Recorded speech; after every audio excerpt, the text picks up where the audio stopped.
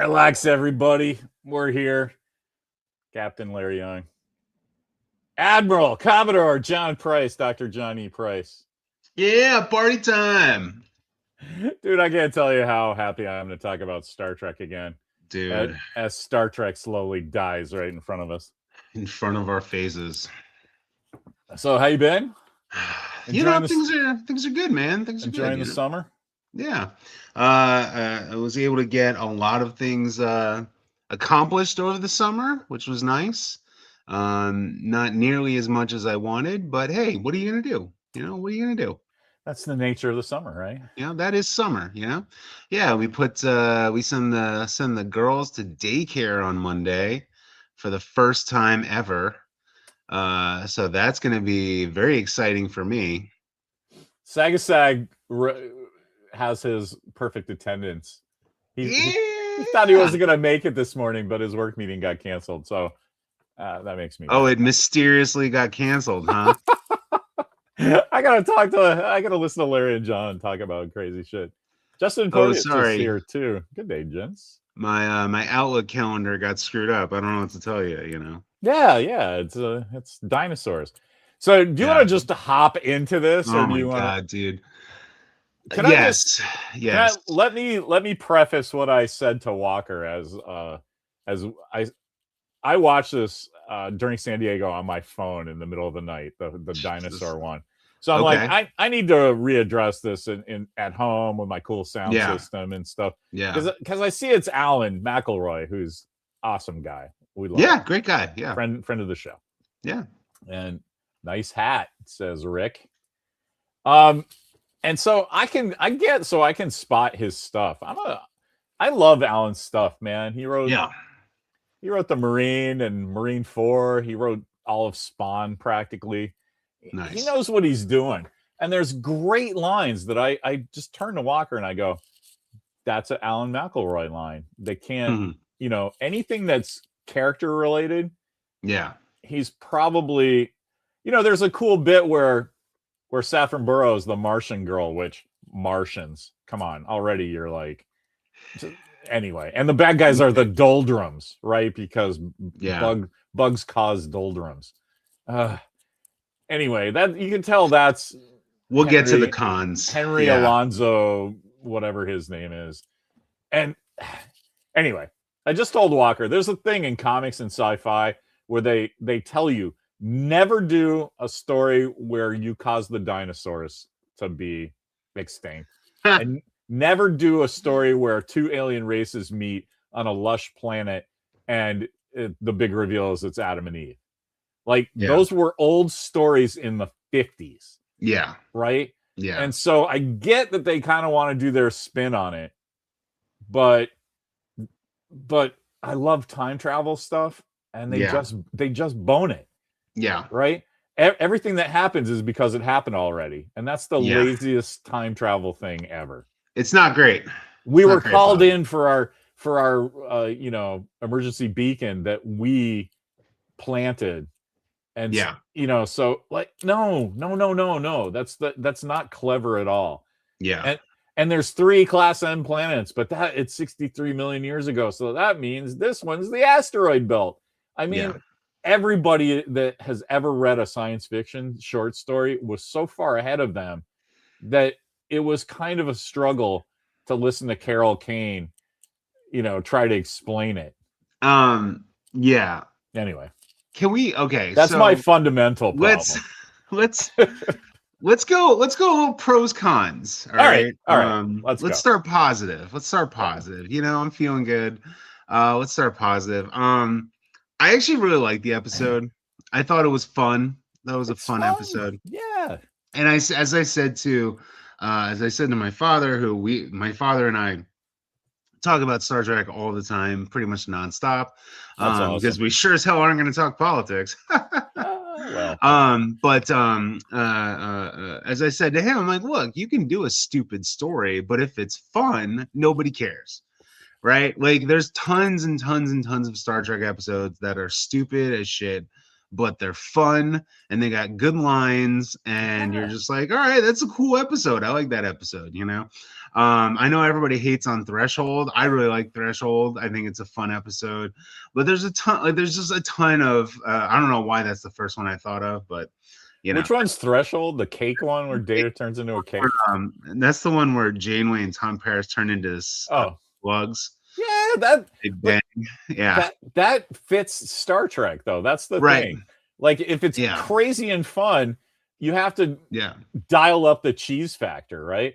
And not go, look, all three girls are on Earth in 63 million years and they have to stun a dinosaur because who knows what's going to happen. And oh, by the way, that dinosaur is a girl. She's a lassie, not a laddie.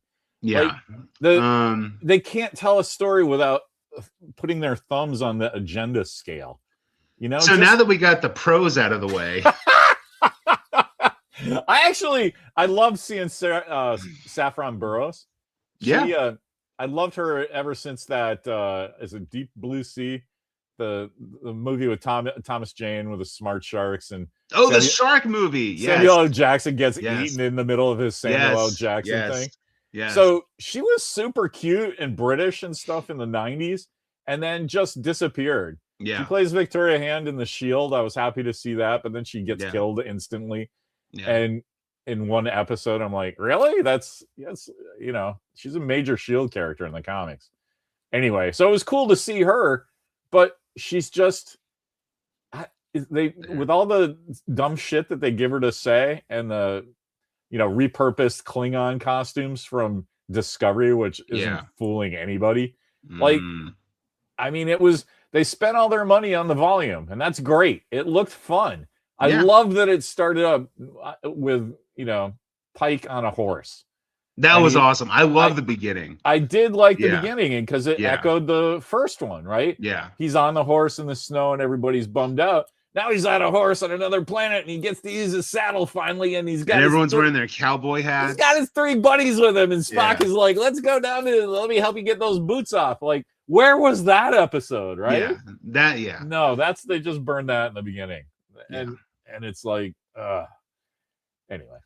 That was my one pro. Yeah, I really liked the beginning because that was like, oh, this is gonna be like a fun episode. Yay. A stupid but fun episode. So let's just cut right to Carol Kane. Thank you, Rick, for bringing that up. The Carol Kane in the I love Carol Kane in Kimmy Schmidt.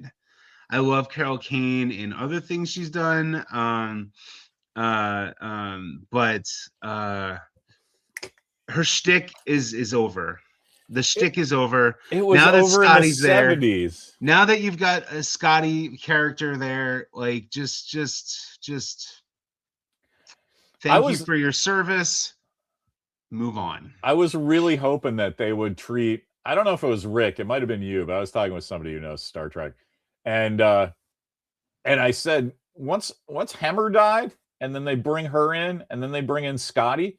I was like, let's do that. Like, treat the Enterprise engineers like Spinal Tap drummers, right? Yes, And then have something happen to Scotty, and have like another one, and make the audience go, "What's happening?" We know Scotty, is maybe Pike's. Like, give us something to bite into, and that's the thing about Star Trek that we're saying. Yes, it can be dumb and stupid, and there's an entire episode about 20th century fucking Roman gladiators, right? Yeah. But that episode is rocking. That's a cool episode. So much good shit in that. Yeah. Like, they just ask you to buy this one thing. It's Strange New Worlds and Strange Civilization, whatever. Strange New Civilization, whatever the fuck.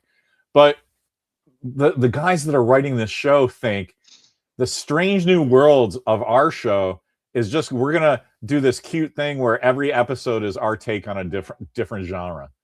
And that's the most obvious fucking thing in the world. That's not Strange New Life and Civilizations. That's just, oh, look, we can do a disco thing. Oh, look, we can do a musical. Oh, look, there's a here comes Trelane again, and he's gonna give us a Muppet episode or something. I don't even hate the shtick. Never should have started. I don't even hate what they're doing, where they're like, "Hey, every week is going to be a different genre." Like, I don't even hate that premise. Like, I think, okay, all right, that's a good premise. All right, now this week we're doing our corny 50s, travel to the center of the earth episode. Got it. Okay. And then this week we're doing whatever episode, right? So yeah. When's the Star Trek episode though? That's what I want. That's because Star Trek has to be a Star Trek ending. Yes, and there you go. They never nail the Star Trek ending. Yeah. Right. So like the Star Trek ending, actually, the most Star Trek thing about that episode was he was like, "Hey, we have to let this planet get destroyed." Yeah. That was it. If I cared, I'd just watch City on the Edge of Forever. You know what I mean? Well, yeah, that's it. It's the same fucking thing, except it had real consequences for a main character. Mm-hmm. Now, this has consequences, I guess, for all of humanity, but like that scope is too big for us to care in a half an hour. It's just it's way too big. And they're so fucking stupid. Like Star Trek has got the Omicron SETI 5 problem. Like, look, we're 63, and it's not when you can just turn on your fucking $3 million fucking video screen and have dinosaurs running around and it looks photorealistic. Yeah. Well, that's not scope anymore. Yeah. The scope is your friend just almost made himself blind to save his shipmates. And, okay, he didn't. That's great. Now let's all go have a beer. Where is that? Oh, we have to have fucking 7-minute scenes of Pike cooking in his giant stateroom.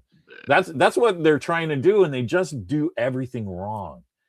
It's like, sorry.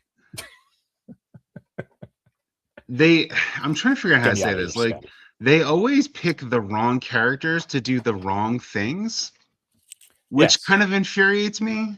Like, when we get to the Ghost episode, it's like, those are the wrong characters to go have that specific adventure, So it's like, I don't know. Should we just cut to the Ghost episode? Yeah. I hate that. I hate that so much. Can I just put it into my perspective? Because I hate horror movies, right? Oh, I hate horror movies too. So they're going, okay, well, they've already done a horror movie a few times in this show. Show. So why are you addressing horror haunted house things again? Yeah. But okay, if it's got a cool take, but it doesn't. And in this, it doesn't. It bums me out because, I love the 70s sci-fi TV. You saw I was just working on my Battlestar Galactica thing. Yeah. I fucking love Space 1999, but it's because it's a different show from Star Trek. Star Trek's like, hey, let's go out there and learn some new shit. And it's going to be crazy, but I got my buddies with me. Let's do weird shit with my friends, right? There's a meme about that. Right. And, but Space 1999 is, we are fucking trapped here. We have no control over what's going on. And every fucking thing that we do, we don't know the answer. And the moon keeps going. And that's a very post-Watergate 70s thing of like, stuff happens to us and there's a mysterious unknown force and our win is that we didn't die. Yeah. Right? That's pretty bleak. And Star Trek's all like, hey, Jonathan Livingston Seagull 70s. Look, we're flying around and meeting friends. And it's completely different. But you can't do, there's a you just did the same tone of voice of Leonard Nimoy in some old Star Trek. I think it's Mud's Women. Like, logic is something that sounds bad. You just said it just like Leonard Nimoy. Like, that's awesome. What can I say? Let's check those ears, man. Are they pointing up?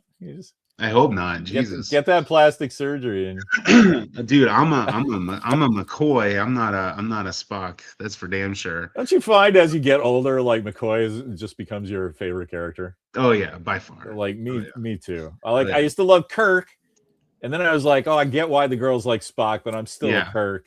Kirk is who I wanted to be growing up. McCoy is who I am now that I'm grown up. Let's get this over with. Yeah. You fucking green-blooded asshole, Exactly. But he just has such a soft, chewy center, and he'll do anything for his friends.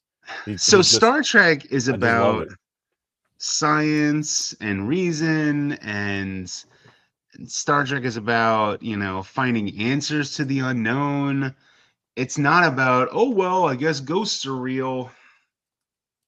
Dude, and that dumb ending. Have you seen any movie in the last 20 years by A24? That's the end we're doing. Come on. All right, hold on. Can you take me off for a second? Yeah, okay. Yeah, thank you. Yeah. So this is great because now I get the bellyache. McCoy ain't got time for no bullshit. That is, he's the guy. I just love McCoy because he's the guy that you take for granted in TV shows, right? He's the bartender. He's the guy you talk to. He's the long-lived immortal chick, and like every time I see that as a heraldry and insignia guy that I enjoy, I think, like, how did that happen? Right? That Starfleet was like, you weirdos that live hundreds of years need to somehow tell everybody. So when we're just going to the bodega to get cat food and Twizzlers, we know that you know the guy who invented it because he did LSD with him. Like that's a really weird character bit. Anyway, that's all I got. The dinosaur one, I think we covered everything, and the horror one was just bad. I don't like Event Horizon. I don't like dumb shit like that. I don't love Mysterious Unknown Force. None of that reads like Star Trek to me. And honestly, if I'm getting really mad, it makes me crazy that Scotty is so young. So Shatner was 35 when Star Trek started, and James Doohan was 44. So he's 11. What is that? 9 years older? 10. Just call it 10 for easy figuring. Scotty should be 10 years older. He should be like a chief engineer that looks like he earned the job and didn't just get it because you picked him up on a Gorn planet somewhere. He's Jet Reno without being funny. He's Mr. Kyle who had a couple of donuts. All right. You all are giving me a reason to at least start this even though my wife says you should not watch this show anymore because you were just angry at the end of every episode. Yes. You're going to be, it's just so missed opportunity, and we have to sit through 2 years knowing this show is over, and it's not good. Anyway, what's Justin got? They even brought in a horror director to do that up, and it still tanked. Yeah, because it's like putting diesel in my car, man. It'll kind of work for a while, and then it throws everything off. So, yeah. I mean, I don't even know what they're doing or why they're making the choices they're making, because I mean, we've just been saying this for 10 years straight.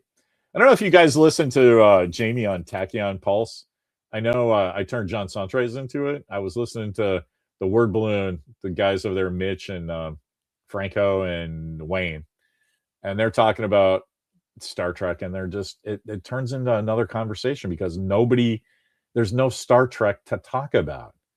And anyway, so they turned me on to this Tachyon Pulse guy who's got a line into some people at Paramount. I don't know. People just like talking to him, so he gets a lot of info. And he was talking to a reasonably high up Paramount executive, which is kind of a win for him. And he said, yeah, like it's 50-50 whether Paramount's just not going to do TV Star Trek for 10 years. And I get it. Like, just say two years from now, which is what it would take, right, to build sets and cast a new thing, and say they're doing For the Time Being by Larry Young, and it's it's a time captain gets sprayed across, and every continuity problem is this guy messing with his time ship crew, and they have to go through Federation history fixing shit.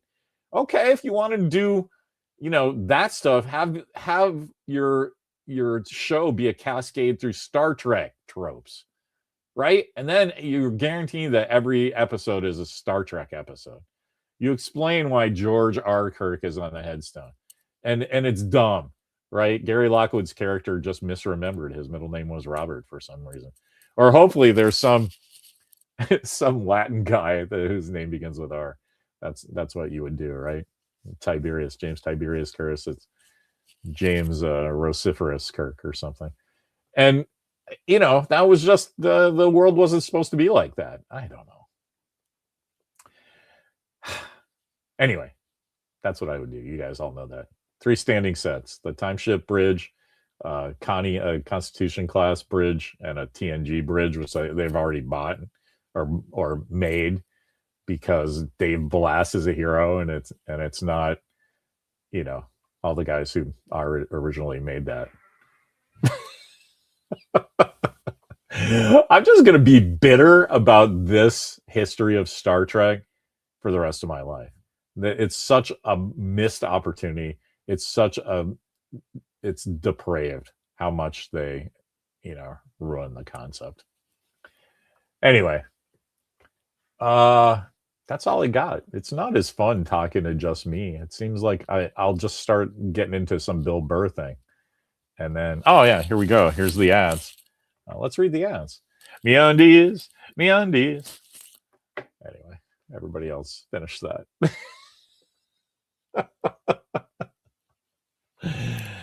I did have some notes. Walker and I started watching the dinosaur one, and it just dissolved into, oh yeah, great beginning that's in service of nothing. We should talk about San Diego, I guess. This was the big 60th anniversary of Star Trek. And what they have at San Diego, Paramount does the Lodge, which is, they do a themed thing at an event space that they rent, and they've spent a lot of money, and all the people go there, and there's just nothing. Hey, we made some cool alcoholic drinks. This one's called the Warp Core Breach. Oh yeah, cool. I went to Las Vegas 30 years ago when they had the Star Trek thing there and had a Warp Core Breach. It's just a scorpion bowl. That's cool. What if you don't drink anymore? Like, there's nothing to do. I kind of didn't care. Last year was great, but Steve Ukrin, and got me some Landman mugs. Like, think about that. There's no Star Trek stuff that I give a crap about because it's all tchotchkes and weirdness. Do you see the small Enterprise model they just found and refurbished? Yeah, that's a great. Oh dang! You know what? I bought Uhura's thing, and because I use these for the speakers, I didn't bring it down, but I got that at San Diego. But yeah, the cool 33-inch thing that just disappeared. Somebody found it in a it was one of those warehouse buys, right? It was so obvious what that thing was. Everybody, any Star Trek fan knew what that was. So Rod Roddenberry claimed it, and they refurbished it, and it's cool. I like it. Some of my model buddies are. It's really idiosyncratic. It's a model made out of wood and paint and stuff. So some of my friends just redid the stand that it was on. It's one of those flexible light things from the 60s, and made a plaque, and 3D printed a 33-inch one and painted it with its idiosyncratic stuff. So yeah, that was pretty cool. Lots of stuff like that shows up after a while, right? Here's some cool thing it happens in comic book art collectors quite a bit. Here's some cool piece of art that everybody loves, and everyone wonders what happened to it. And it eventually turns up in some old guy's estate sale, and everybody goes, "Hey, he wasn't supposed to have that, but he's dead now." Or somebody buys a one of those Storage Wars things and goes, "Hey, look, it's old bicycles and weightlifting equipment, and what is this?" And then somebody just happens to be a Star Trek fan and go, "Hey, look at this picture in World of Star Trek where William Shatner's holding this thing up in a promo pic." Anyway, it's clearly that. Let's see. Good old Rick Austin. Rick was gonna be up near Ticonderoga for a bit last summer. I was going to try to meet him there with my vast panoply of Star Trek uniforms. And they would end up throwing me out of that place because I would be like, hey, come on, I'm shooting a funny little thing where I'm sitting at this chair saying something to my kid off camera. And they're like, yeah, you can't do that, man. No videos. And then I'd be like, don't you see? I'm a captain from 2193 or something. Let me take my pictures here. And they'll be like, no. Anyway, sorry we lost John. I think he's taken a pretty serious conversation. I'm pretty sure it's not about Star Trek. Although, wouldn't that be cool? Somebody was watching us live. Some friend of Chris Sagasag's is revealed to be head of NBC Universal, and they want to try to wrestle Star Trek away from Paramount because they heard that they're not going to do anything for like 10 years, and that's ridiculous. Oh yeah, Rick says they're about to open the Galileo shuttle exhibit. I think that's pretty cool. There's an interesting thing about the new Star Trek compared to the old Star Trek. Part of it is that, guys like me and Rick and Alan McElroy, who's a writer on the show, Mark Bernardin as well, who was a producer on Picard and stuff. I know those guys did all the same models that we did and played all the same things at Recess and did all that same stuff. But so we've looked at the Galileo shuttle kind of a lot. I've done 3 or 4 of those models, and it's always interesting to try to reconcile the interior sets with the model. And if you really care, there's stuff online about people increasing the scale to match the interior sets. The sets are a little bigger because it's from Galileo 7. There are 7 people. Don't you love that? Like the Galileo is its markings match those of a ship that blasted its way out of Mos Eisley. No, its markings say NCC 1701/7. So that's the Galileo's the 7th the 7th shellcraft they have. Well, that's just cool. There's the Copernicus and all sorts of other ones that they've added in. But then the episode's called the Galileo 7. And so as a little kid, I think I first watched that when I was 10 or so. I love the big giant guy that's throwing rocks at the ship, and they have to take shelter in the ship that's built for space, so it's not really hardened against rocks. Their shields kind of don't work. They're taking lots of damage. It's exciting, right? But there's a giant thing that says /7. I didn't get that there were 7 guys. And it's a whole leadership story about Spock. Now, all that crazy shit is happening. And that's what's missing from Strange New Worlds, is that there's some crazy shit that happens, but it's in service of some other theme, right? And what's the theme of the dinosaur one? Are you trying to struggle with what's right? Like, it's not, they know what's right. Like, they have the prime directive. They know what they have to do. So that's not really something to hang an entire episode on. I don't know. Maybe it is. But anyway, I brought all that up to say that the modern shuttlecrafts look like they're in proper scale. So they're like, man, I didn't do the math, but just on my giant TV, they look twice as big. I remember that the first shot we were talking about, it's cool to see Pike on a horse again. The first shot of the original, where it's in the snow and there's solar windmills and all that stuff. And what is he? Admiral April comes down and says, "Hey, we're reactivating you. Shave that beard. Let's get going. Here's your girlfriend from Letterkenny." And as he comes out of the shuttlecraft, that looks like what they meant to do the first time. So you guys know, like, where the shuttle came from wasn't an internal Paramount thing. They made a deal with AMT Models and said, if you build us this set piece, you can have the rights to the model, since you're doing such a good job with all the I guess they just had the Enterprise and the Klingon D7 at that point. As maybe they had the landing party gear. I don't know. But yeah, so at least the shuttle looks like it's a shuttle that can fit 7 people. and have like emergency transporters in the back and all this like not typical stuff for Star Trek, but whatever. But it'll be cool that, speaking of Rick saying they refurbished the 33-inch model, they also refurbished the shuttle, which was just, it was made out of steel frame and wood, and it was just in somebody's driveway rotting over the years. So it's kind of a ship of Theseus, right? He's on his thing again. Are we good? All right. There we go. Sorry about that. No, we just missed you. Yeah. But I riffed a bunch. It's, I'll tell you offline. Yeah. So anyway, let's see, what do we got? Oh, they even brought in a horror director to that episode. So this is a point I did want to make. I didn't hate the episode. I hated the episode like as a Star Trek episode because it was terrible. But like if you were just like, oh hey, here's this 90-minute horror movie, and like that was it, I'd be like, okay. But that's the thing. It's like a Black Mirror episode. It's a generic horror movie. It's just generic. It's not Star Trek at all. And they're getting a lot of shit online. Like that episode tanked. Like that did not go over well. It's getting a lot of shit online. But it was also the pacing was terrible. The characters they chose were terrible.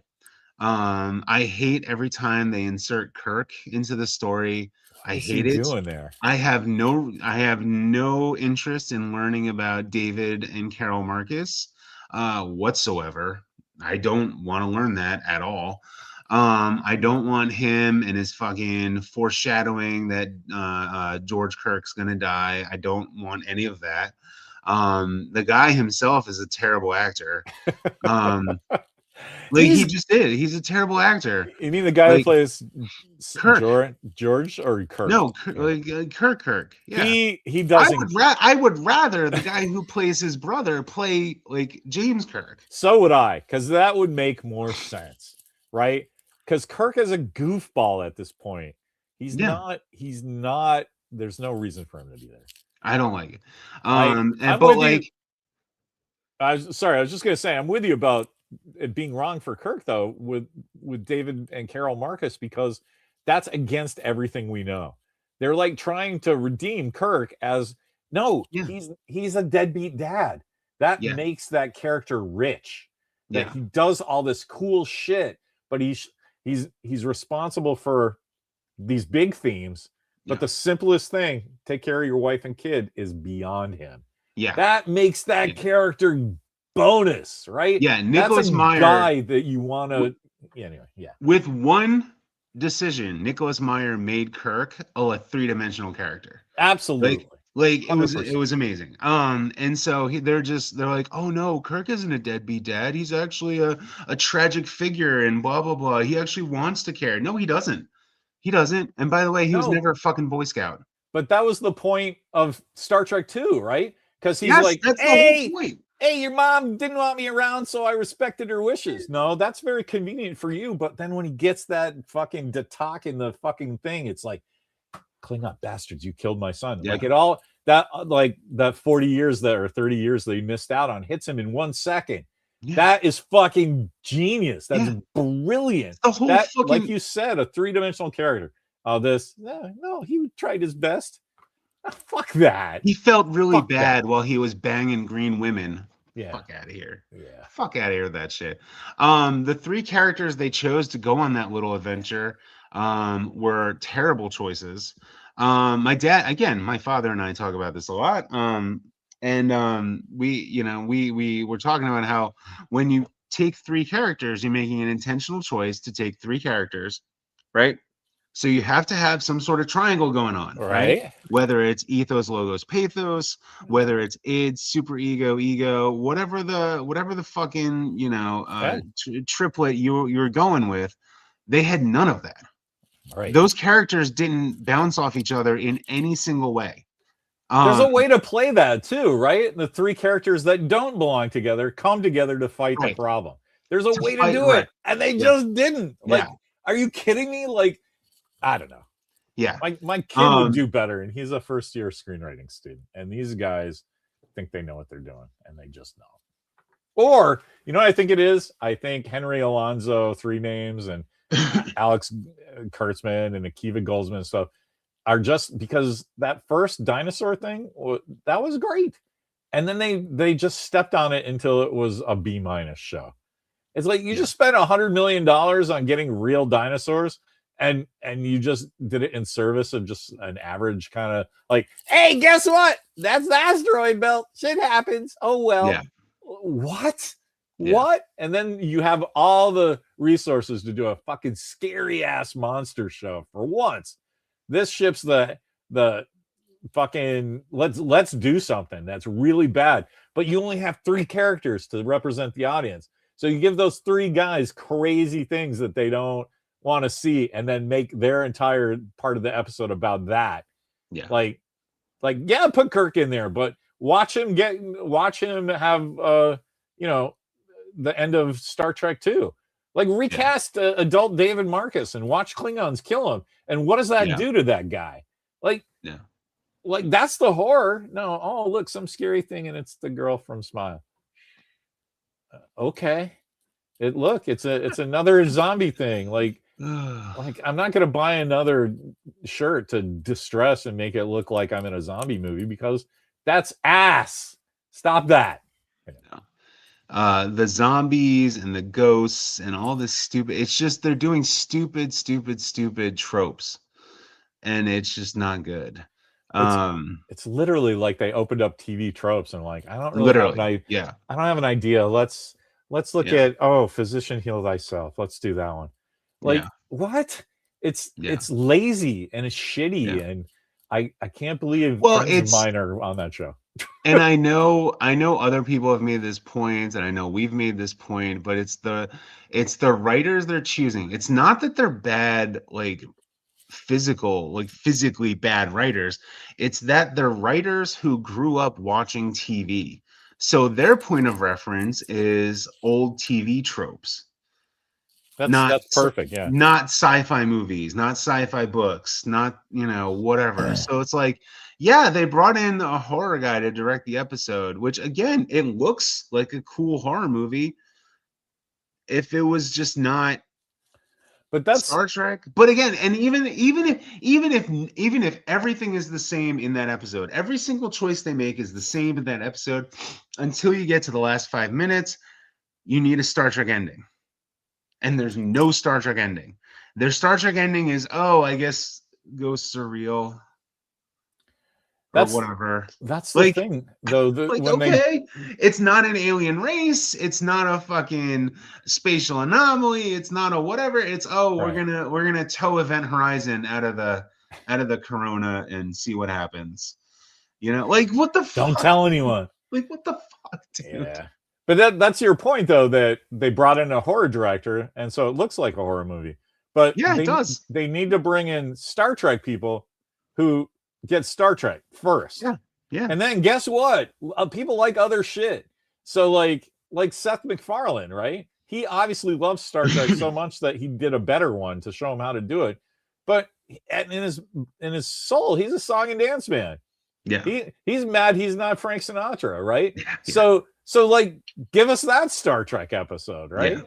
Yeah. And so like I don't know. I'm trying to think of something. I don't think we've talked about the Orville in a while, just because they haven't, been producing it in the last however many years. But I mean, I've been rewatching the Orville, and man, it just really is a better Star Trek. It really is. It's just than anything these people are producing. And it's not because it's not because I hate new Trek. It's not because fucking racist or whatever. It's literally just they're giving Star Trek stories. They're putting it in a Star Trek setting, and they're just calling it the Union instead of the Federation. It's literally a Star Trek show, and I love a Star Trek show. I love that they got away with that, because every week they could go, "Oh, here's how you do Star Trek." Yeah. Here's how, and that must have been maddening for the Star Trek people, because I bet you were keeping track of the Twitter stuff. It was like, the Orville was just like blowing it out of the water. Yeah, it was crushing them. Eyeballs. Yeah. That was like Discovery season 2 or whatever, when it was just like the shittiest of the shitty, Whenever they brought in Captain Pike, I love that because everybody had to hear, well, you don't like it because you're racist. It's like, no, I don't like it because it's shitty. Like you're trying to excuse it or deflect the problem, and it's shitty. And so that's like the one thing that used to make me mad is because you can't say that to real Star Trek fans because there are no real racist Star Trek fans. You wouldn't like Star Trek. You wouldn't like it. There's people of color everywhere. There's differently abled people. There's blind people. There's handicapped people. There's all kinds of fucking shit that is not traditional. So you wouldn't be a fan in the first place. You're like, oh, well, I don't like, there's a lot of Negroes on the ship, in the 60s. It's like, you wouldn't watch that. You'd watch. And I know people try to make the argument that like, oh, well, Star Trek represents like traditional American values or whatever. And I'm like, maybe from 1968. Yeah, maybe like 2 episodes in that one season. Like maybe. Bill is white on the right side. Come on. Give me a break. Yeah. Give me a break. So yeah, I mean, you watch TNG, and TNG is like, yeah, we should all go to therapy and love gay people. Like, come on, man. But that tells you about the people who are making it, right? Well, in the 90s, you were like, oh, my friend Dave is still pretty cool, even though he likes boys. That was something people struggled with, and Star Trek got it immediately. Yeah, Curzon, my old friend. Oh, I go by Jadzia now. Jadzia, my old friend. It was 2 seconds, and you went on with the show. Yeah. And then Discovery, we had whole episodes about the one gay guy explaining what gay people are and not. Like for an entire episode on Star Trek that's in their future? Are you out of your fucking mind? No. Anyway, I might clip that. Yeah. That's just my whole thing of the last 10 years of Star Trek. Are you out of your fucking out of your fucking mind? Okay. I am not still. I remember when Star Trek was awesome. Even the shitty ones were balls out because it was it was about something. That's the thing. That first episode, I would classify that as like a good filler episode. The first Strange New Worlds dinosaur episode. Like, in a normal Star Trek season, you're like, oh yeah, that was a cool episode. All right, back to the great ones, But they only make, however many episodes. So the stinkers really stink up the place. Every choice they made was wrong. 10 episodes a season. Okay, if those 10 episodes are bangers. But guess what? You need Walter Mosley, and you hounded him out. So you need a real science fiction writer. Like I keep thinking of the guy who wrote Arrival is Ted. God, I can't remember his name. Ted Chiang. Kaczynski. No, it's. I'm pretty sure it's Ted Chiang. But that guy is a crazy good sci-fi writer. He writes short stories, and everything is completely different. Everything has a mind-blowing theme. Everything has some kind of science fiction concept, and that guy shits those out on the regular. Yeah. Where's that guy's Star Trek episode? Plus, there's 20 guys like that. So now, if you're only doing 10 episodes, put those 20 guys in a room and dressed up like Gorn and Starfleet and make them fight, and the 10 guys standing get to write Star Trek episodes, and those would be great. Because I would start doing sit-ups right now, and I'm pretty sure I could take George R.R. Martin, sweep the leg, right? So. I don't understand the whole. I mean, I get the corporate thing. I'm like, this is how it's always been, and this is what we have to do, and I got to get my friends in. Right. Yeah, I understand all that, except not on Star Trek. You guys. And look, you want you want young writers to work. Like, hey, I'm all for people having jobs, right? I get it, young writers, whatever, but like, you need a good, strong presence, and there's clearly not one. I love this comment by Karen. I was just gonna say, I hope I said that correctly. Fucking Karen's back, man. He disappeared. Conservatives hate New Trek because it's woke when it didn't used to be. New Trekkers love New Trek because it's woke when it didn't used to be. They're both wrong. Yes. Yes.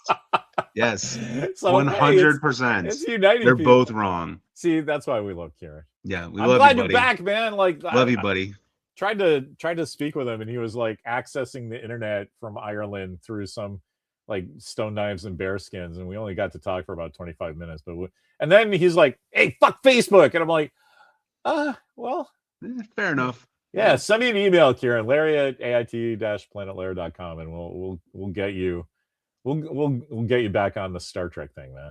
Yeah, Star Trek. Can we talk about Anson Mount? Yes, please. I love Anson Mount. I used to. I want. They're not giving him good stuff to do. I want Anson Mount to be in the show. Yes. I think Strange New Worlds would benefit if they hired Anson Mount to be the captain. I think you're right. They should do that. They should do that. Anson Mount is like perfect for this show. And they're just not using him. Yeah. They're not using him, man. Like, I understand they want to give time to the other characters. I understand that. But come on, man. He's the captain. He's the damn captain. He's got the poof hair. Like, he's got the swagger. He's got the voice.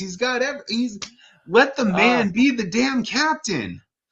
Here's the thing. That was my one note from watching the dinosaur thing again. It starts out literally like this. Okay, so old Star Trek was Captain's Log, Star Trek 54241.3. We're fucking doing this cool shit. I don't know what's going to happen. Fucking I got Spock and McCoy here. Let's go fucking take care of this, right? His is, hey guys, I'm Anson Mount. I'm a US grade A beefcake, but they're just writing me like this, so I'm going to present it like this. And that's what's up. It's like, have you guys seen Hell on Wheels? Because that guy was kicking over fucking railroad ties and punching fucking Chief O'Brien in the face 3 times an episode. So it's not like he can't do it. And you're just making him like Captain Steubing on the Love Boat. It's ridiculous. And you know what? With all my stuff, a lot of stuff going on for old Lara. So I go on the internet and just look at spaceship models because it brings me to my happy place when I was in high school. And that's literally all I had to do was like, hey, what color is this nacelle paint, right? And so I'm like, hey, you know what? I haven't really looked at the Enterprise C lately. And so some guys did a pretty good thing. So I was like looking at it, and it's like, dude, just fucking do that show. No one knows what the Enterprise C did. You have a girl captain and good uniforms. There's a Star Trek show just right there. Just do Star Trek with that crew. It's already the Enterprise. Yep. Right? And then, and then I mean, there's so much shit you could do. They have kind of the entire crew has kind of a like, we have to prove something because we're the C students. We're just the Enterprise C. And nobody cares about fucking Kirk, and then some more Kirk, and then Spock was captain for a while on the B, I guess. And then there's Captain Cameron. Nobody cares about us. So what the kind of fucking shit do we get into? Nobody cares about you know what I mean?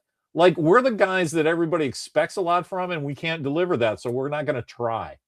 And then they still fucking do good shit at the end, right? That's the most Star Trek thing ever. We don't have all the resources, but we're still Starfleet. Starfleet.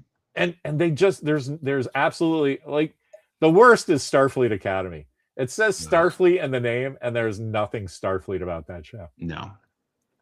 I feel bad for Kozamart and our guys in China that are getting us these cool uniforms because they worked a lot on all the variations of the Starfleet Academy togs, and the only people who want them are old people who are not cadets, and they don't look right, and so they're not selling well.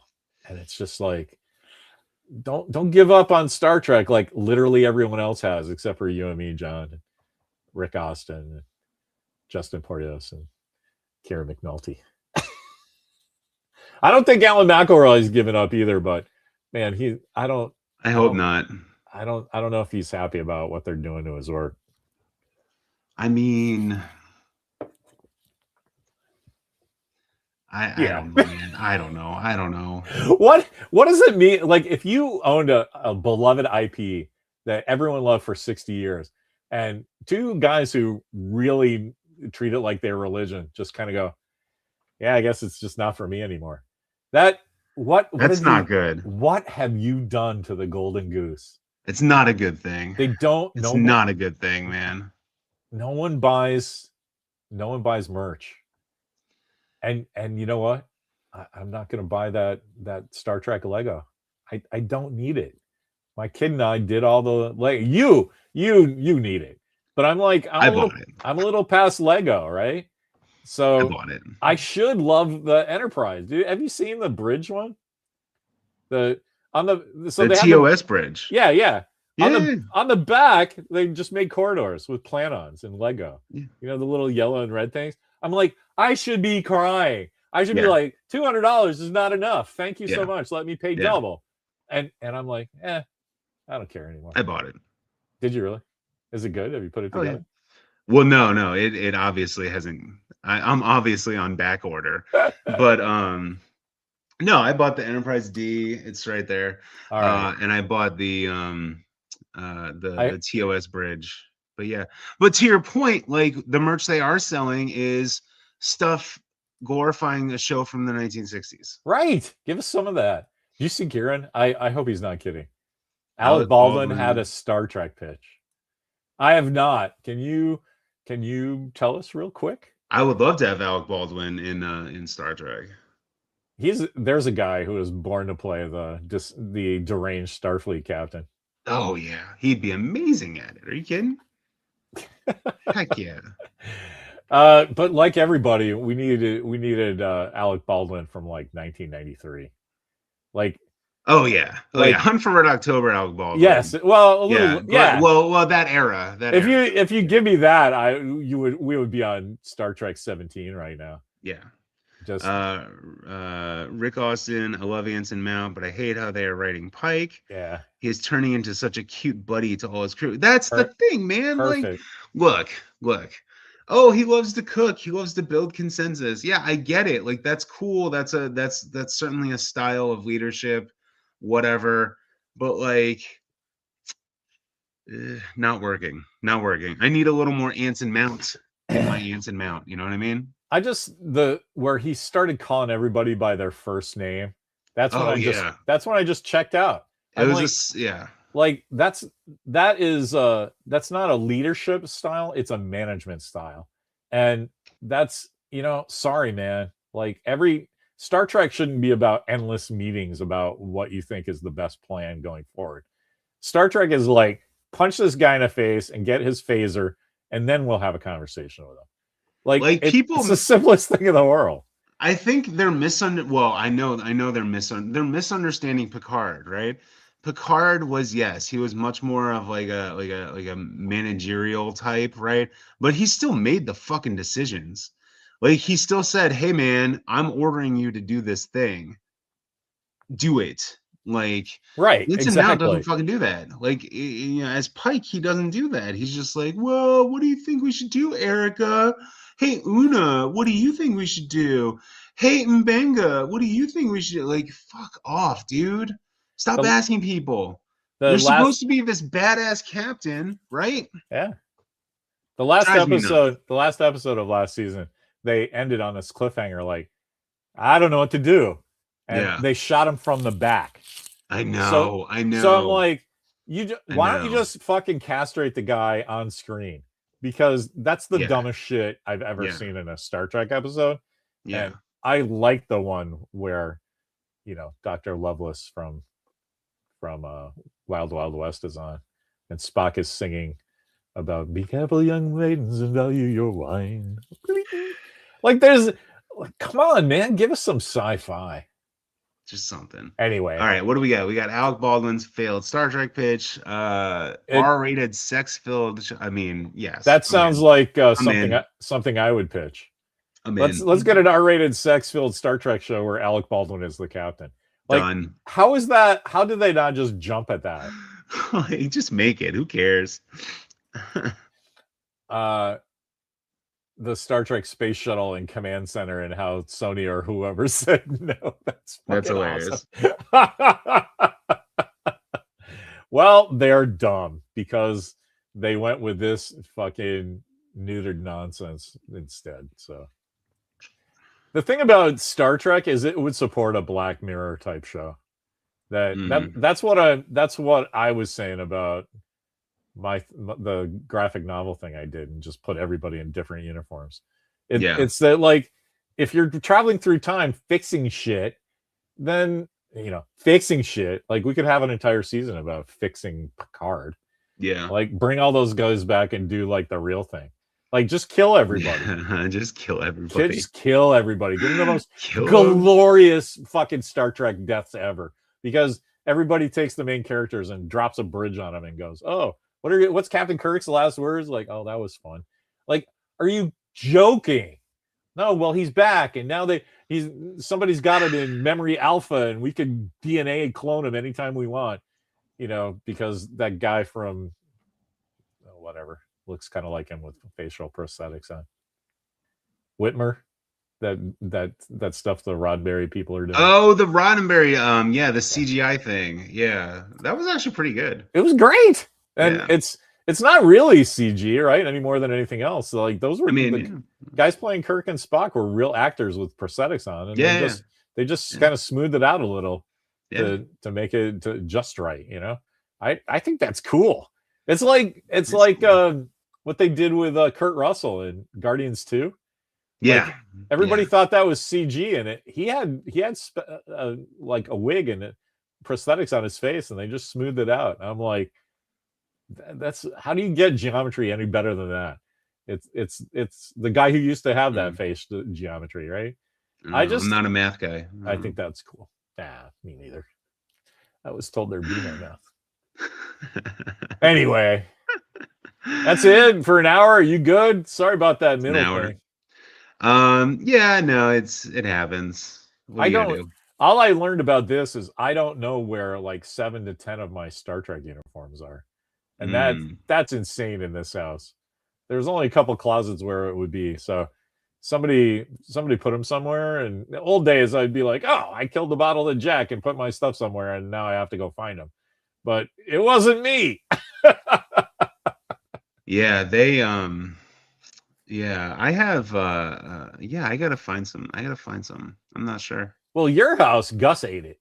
Yeah, right? Who the fuck knows what's going on? I would look in the backyard through my dog's turds and find like just when you think right? Just when you think the backyard is good to go, Gus decides to dig another hole. Hasn't dug a hole in 7 months. Here he comes. Dig. Fucking asshole. I heard that crazy stuff about the squirrels came after you guys went somewhere, and I was like, dude, I'm like, I just had nothing but sympathy for you. All right, so for the audience, I'll tell the audience. The family and I went to the beach for the girl's birthday. It was the girl's second birthday. We went to the beach for a week, right? We come back, we take 2 cars because we got a lot of stuff, right? So I drive one car and my wife driving the other car, right? I drive the one car, I get back first from the return trip. I get back first. And so I'm opening the door and I'm saying hi to the cats and all that stuff. And I go outside, I go out back, and the entire screened-in porch is destroyed.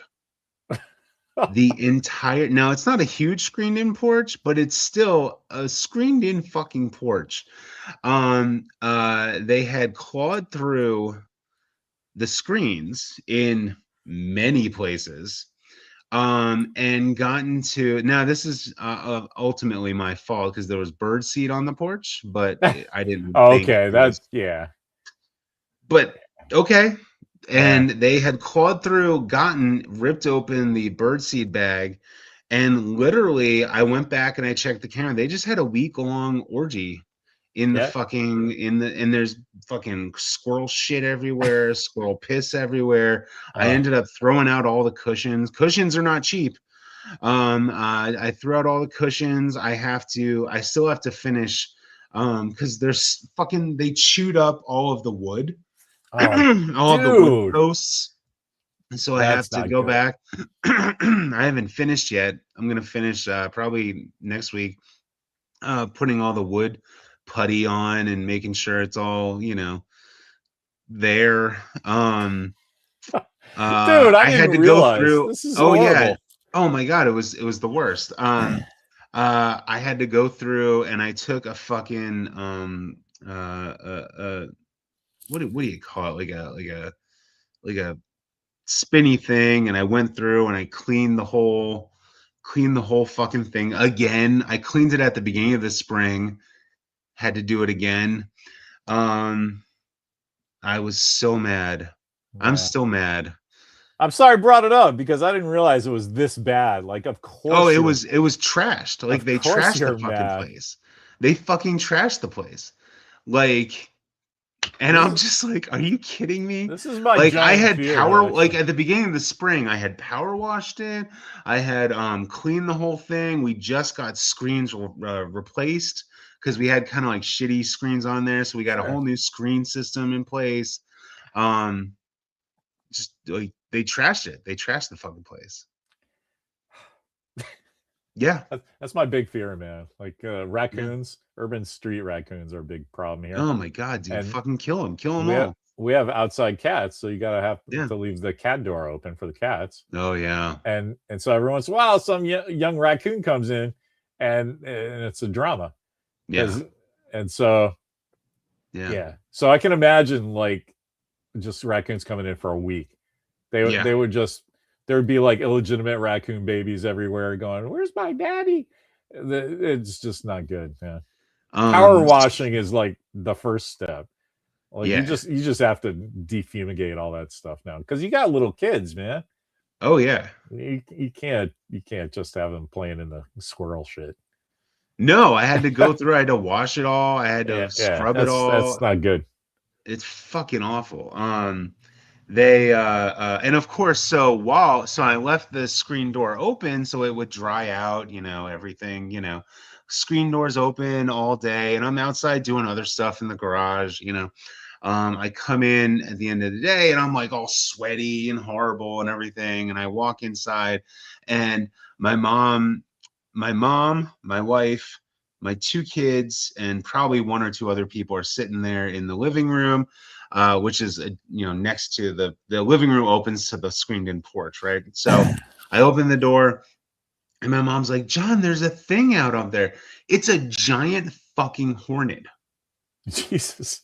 There's a giant fucking hornet. It's this fucking big, Was right? that And I like swear to God, two and a it's half in there." inches or so? That's Oh, it was crazy. giant. It was a giant fucking hornet, That's right? Like, crazy. look, we have wasps, right? That like you have to go around, you kill the wasp, whatever. But like Sure. wasps are, this big, whatever the fuck. They look scary, and if you don't spray them directly, they can come at you. But Sure, but that's you a just known spray them. You thing. go, Yeah, yeah. shh, and it fucking just takes them out. It's wonderful. I love chemicals.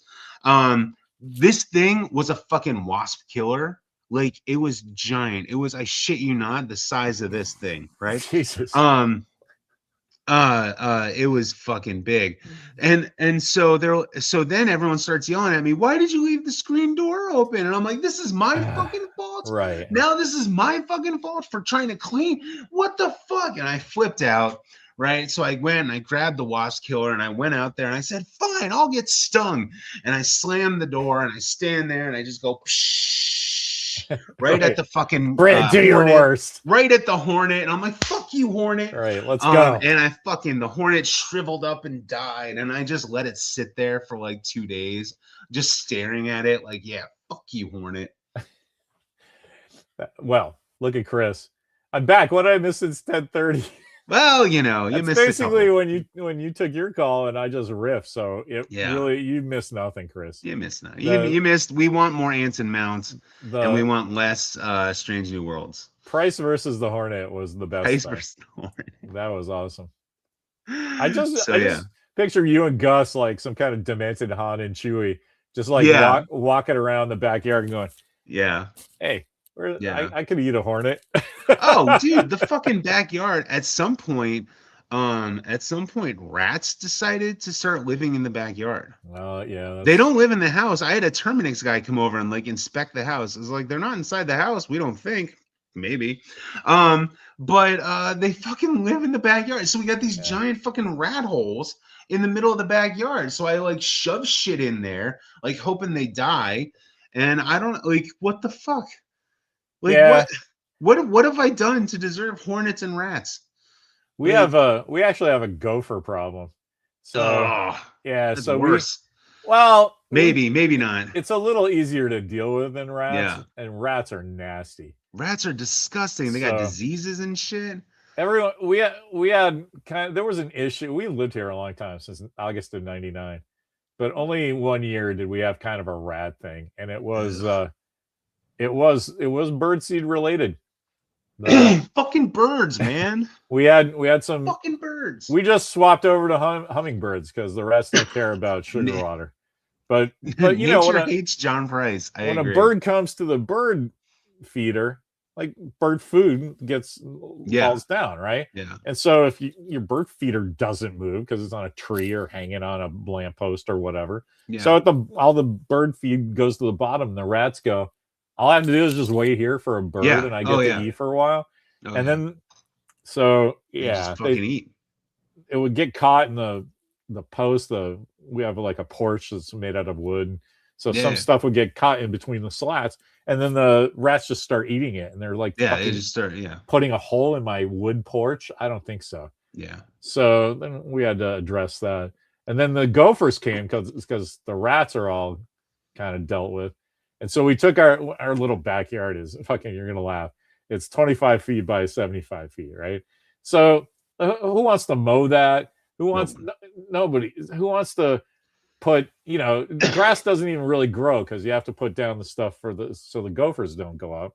Yeah. So, and what are you doing? So we just put that decomposed granite stuff that just like eventually turns into like a hard concrete like surface, but it's still kind of like ground to run around on, and so that takes care of the gophers. They can't dig up through that. They start and then they just don't want to go, but then they find stuff on the outsides. So all right, sorry, we just made the gophers go to the 2 yards on each side of us, and every once in a while we have to sweep up the dirt from coming up over the fence, but that's their problem, right? That's funny. So nature hates John Price. Rats, man. Disgusting animals. I'm screen grabbing that because that's hilarious. Nature hates John Price. It's true. It's true. Oh, not a good one. I was looking down as I did that. Not a good one. Anyway, you want to call it? Dude, I didn't even look to see what the next episode is. Did you see? I didn't know there was a next episode. Previews. I know there's 8 more to this season. Jesus. It goes until. How are we gonna make it? I looked. It goes until September 24th. How are we gonna make it? I'm like, my kid's gonna be at school for these. Who am I gonna watch this with? Because if I watch them by myself, I end up just throwing shit at my TV, and the wife gets mad. That's always the issue, right? Watching it by yourself, you're just like, I'm going to destroy the world.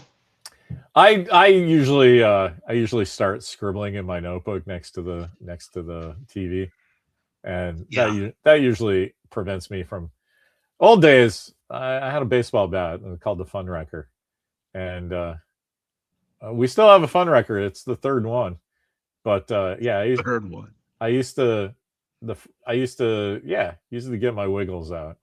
We had a cement bird bath in the backyard that was here from the previous owners, and then I just didn't know what to do with it. And one day I'm like, I'm fucking sick of looking at this, and I took my Fun Wrecker and I destroyed it. And I destroyed the wooden bat. It's a strong bat. And I destroyed the cement and I destroyed the bat. It was very satisfying. And I had a witness. I did that with my friend Ryan. Yeah, I gave him a couple of swings. Nice. Yeah. So I'm like, don't you feel better?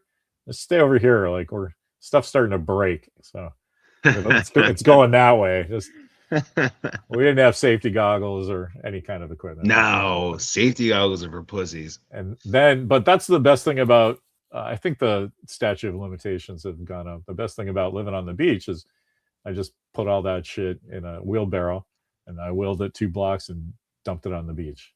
And so, what are you gonna do?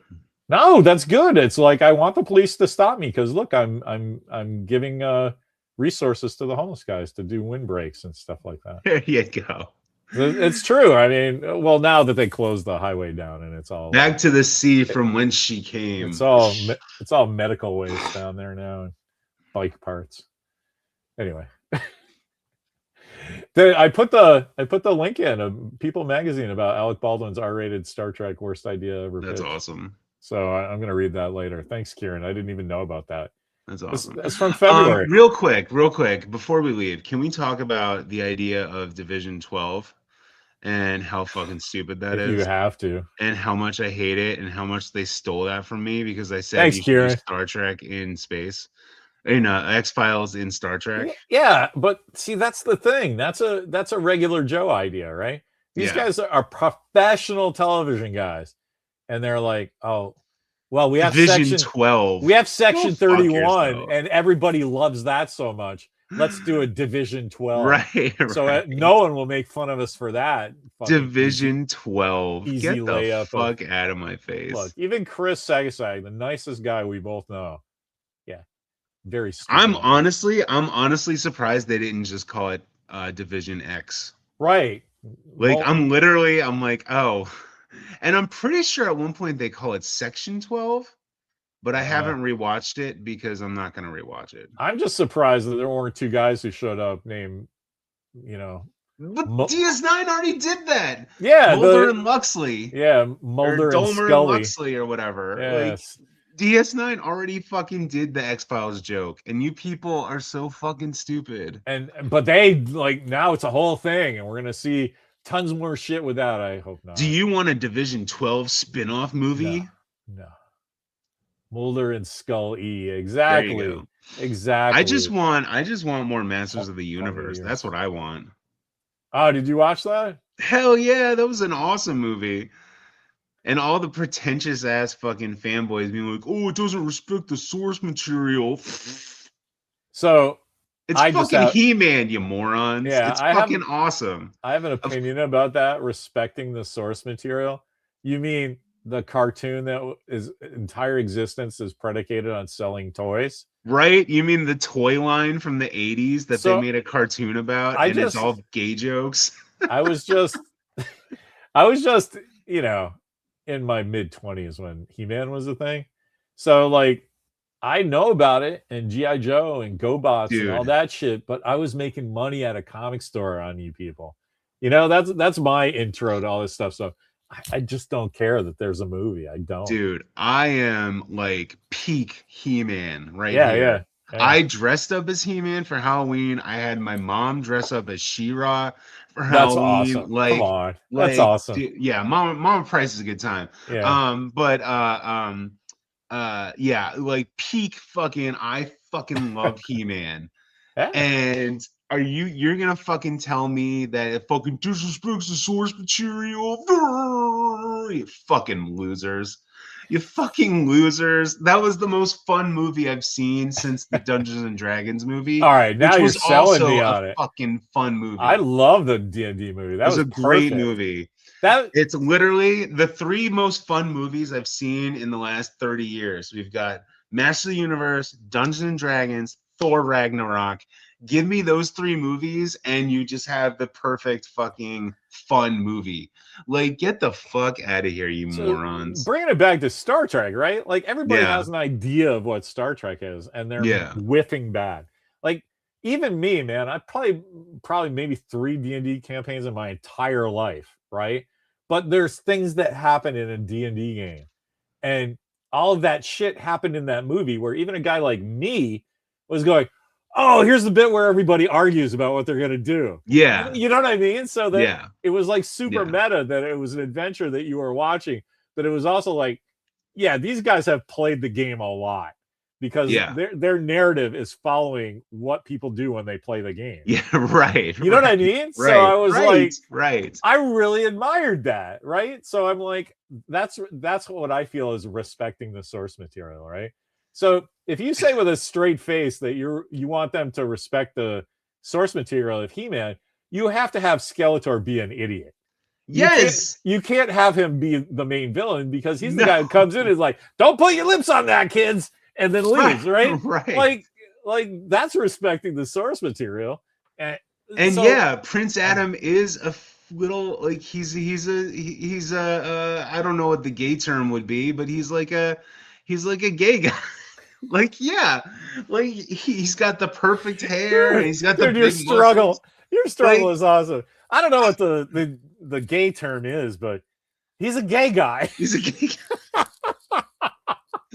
Not like I don't mean like having sex with men guy, right? But like he's like a stereotypical like 1980s like big buff like that's the whole it's the whole joke. Like the whole joke is that the prince of the universe, the master of the universe is fucking, and the Dolph Lundgren like cameo was fantastic. All right, you're making me want to watch this movie. Dude, the fucking, you haven't seen it? Nah. You and Chris. Oh my god, dude, it's so fun. It's also 2.5 hours long. No, that's fine. So get ready.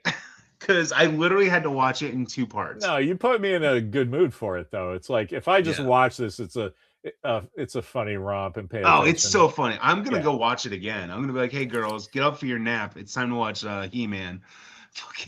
Well, it's on streaming now, right? Netflix. Yeah, it's on Prime. It's a Prime movie. Yeah. Wow, Netflix Prime. I think it's Prime. Yeah. I will. Yeah. It's awesome. I'm gonna make lunch and then probably put it on, and then that's what I'm gonna do. About 9 o'clock tonight, check out my Facebook, and it'll be like this giant love letter to He-Man, I'm sure. I'm gonna make lunch, put it on, and then halfway through the first 10 minutes, the girls will be like, Miss Rachel, Miss Rachel. And I'm like, Miss Rachel again. Who's Miss Rachel? I don't know. Oh, you don't know Miss Rachel? Miss Rachel is a children's YouTuber. She's like super popular, but she's actually pretty good. Yeah. She's like she teaches like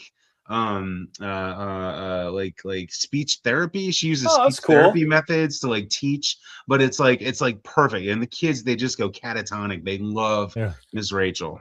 Oh, that's cool. Yeah. Yeah. Yeah. Yeah, those days are also she's like, the older videos where she's younger, she's pretty high. It's like Miss Rachel. Yeah, let's put on Miss Rachel. Yeah, we can put it in, you know what I mean? Did you guys see the thing about losing your teeth? Let's watch that one.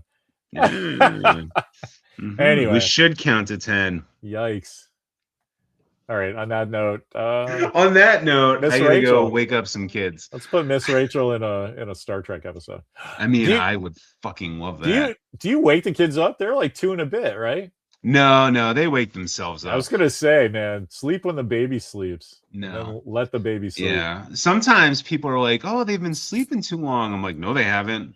Yeah, they don't sleep enough." I would tell those people to shut up. Yeah, just shut up. Every kid is different. Shut up. Fuck up. And everybody's like, "Oh, I'm in charge." Larry's having a daddy day. I'm the captain here. All right. All right. Speaking of that. Anyway, all right, guys. Man, it's a joy. Yeah. Talking. So this custom hat came out pretty cool. It's just your normal like dad hat. It's got the this type of clasp. What were you saying that they got something wrong on the ship? So like type was too small or something. You said. Yeah, I mean the ship. It's actually a really good ship. I think that stitching on the ship. That's great. I wish the typing was. Oh, it came across. I got you. I get what you're saying. On like real ones, like the typing is bigger. I get what you're saying. It's going past the image. So yeah, I just wish it was bigger. But hey, beggars can't be choosers. I think that's a cool hat. And now I got to find my fucking Kitty Hawk. I knew that you were gonna have that hat on, or at least I grabbed that. Dude, I'm such a fucking dork, man. I'm such a goddamn dork. Yeah, like, aren't we all? Dude, I don't know if you know, but like I even put my pants on for this one. You gotta see. Yeah, let me get. I don't know if I can get my leg up here. I love it. I love it. Got the boots on. I love it. There we go. There's a boot. I love it. My mom, my nerds. My brother's wife's brother is at Star Trek Las Vegas. Oh yeah, right on. And my mom was like, "Would you ever go to Star Trek Las Vegas?" I'm like, "Fuck no, that's for nerds." And like, I had to catch myself because I'm dressed like this, I totally get it, but there's a world where I would go to Las Vegas too, but it would be a job. Like, right. I wouldn't go and stand in line to get fucking Ortega's autograph like Chris. No. Fucking Jordan Scott or somebody. I don't have a judgment. It's just that, like, that's not my thing. Like, we went to GalaxyCon a couple years ago. That was awesome. But local cons are a blast. Local cons are a blast. Yeah, I've done it. Yeah. And didn't you met like Mark Altman and some other big guys? Right? Oh yeah. We hung out with the Inglorious Trexperts guys for a little bit. That was fun. Yeah. They made me they were selling, not selling, but they were like, they did this little shtick. When you went up to the booth, they were like, you have to answer a trivia question, be like, an honorary Trexpert or whatever. Yeah. And I went up there, I introduced myself to Mark Altman, and he's like, oh, I know who you are. You're an honorary Trexpert already. And Darren Dockerman was like, what makes this guy an honorary Trexpert? And he's like, oh, he's one of us, believe me. It was really cool. It was really cool. That's awesome, man. Yeah. Mark's a good guy. Yeah, no, I love Mark Altman. I love he does. I don't think he does the podcast anymore. But I think he like retired from the podcast. But he's always a cool guy. I like him a lot. Yeah. He's super talented. And one of his professors one time came up to me and was like, because the whole like I did a Star Trek paper, I won an award for it, I did a presentation, like all that stuff, right? Yeah, you're an award-winning Star Trek expert. One of the guys in the audience was like, oh yeah, have you ever heard of a guy named Mark Altman? He was one of my students back in wherever. And I'm like, oh yeah, dude, I totally know Mark Altman. That's awesome. Yeah, it was cool. I can't remember the guy's name, of course, but Star Trek brings lots of cool people together. Yeah, yeah, it's fun, good times. Yeah. All right. On that note, I hear the future captain is wailing. The stirrings of dude. I know everybody loves their kids. Well, most everybody loves their kids, right? But like, so I have twins. In case you haven't gotten that yet, audience. Twin 2-year-olds. They just turned 2, and one of them is like super brainy and like gets everything and like started speaking earlier and like started like doing like like mental things earlier. The other one is super smart, but in a physical way. Like if you show her how to open a door, she'll just open every fucking door you could imagine. Like she's very physically smart. Like, great. I've been waiting for these skills, and it's gonna be awesome because the Brainiac one is gonna build the fucking rocket ship, and the other one is gonna be the one that goes to Mars. So it's gonna be fucking. It's gonna be awesome. Yeah, that's cool how that happens. Yeah. They're gonna smuggle me in the cargo bay, and I'm gonna go to Mars. I told Walker, just put a picture of me and mommy on the moon. I'm good. Just do something. Just drop a little something on there, so I can cry myself to sleep as a happy man. Anyway, that's what Star Trek did to us. That's why we care so much about you fuckers ruining Star Trek. You're what? You're shitting on our baby's future, man. You're shitting on our baby's futures. All right? The future depends on you. Well, it sounds like, we're doing the right thing. Because that's what during when you were gone, I listened to Jamie at Tachyon Pulse, and he's talking to a reasonably high up executive at Paramount. Oh yeah, of course. Yeah. No, I mean he had a Zoom meeting with him. He's connected. This guy reached out to him. Okay. And he said, I didn't believe he was who he was at first, because guys like us know who the reasonably high executives are. So you could just fake it. And he goes, I'm not going to believe you until you have a Zoom meeting. And the guy called him. So oh wow. So he said what he's hearing is that Paramount's just gonna not do anything with Star Trek on TV for 10 years. Let everybody let all that shit die down. They might do a movie or two, and then that's it. And I'm like, honestly, great. I'm probably gonna die of old age before new Star Trek comes back on. Fuck you. I had to go through all this fucking nonsense where nobody knew what was going on, and I hated Star Trek at the end of my life. So, fuck you guys. I just can't. Not that I'm dying. I'm getting to be an old man. And 10 years, I'll be 72. Okay. That's cool. How have these people fucked up the easiest things? Star Wars and Star Trek have been fucked up. And I Because don't understand how and why. And I mean, I get it, but I don't get it. I get it 100%. It's I don't get it. everybody's ego has gone out of control. And they got to a place where we have control over this and nobody's going to take it away from me. And I'm going to bleed it for every single bit of cash I can. And fucking bullshit. And but you can't do that for long until you lose your job, because everybody realizes you're not really doing your job and you're just stealing money. And there's no fucking reason that every episode of Discovery was $15 million. Oh my God, that was ridiculous. It's this Discovery was just, it said everything. Like it was the original. Like, that's what caused all the problems. All the problems. That everybody just went, okay, and every time they course corrected, they were like, oh, I guess they don't like the Klingons. Let's put the Klingons back. But they didn't, you know? And then they're like, oh, well, everybody kind of, I guess, likes Next Generation. We should do that. Except it didn't. Everybody's 80, you know? That Star Trek Picard season 3 would have been fucking great 20 years ago. It's just everything is too late. Yeah.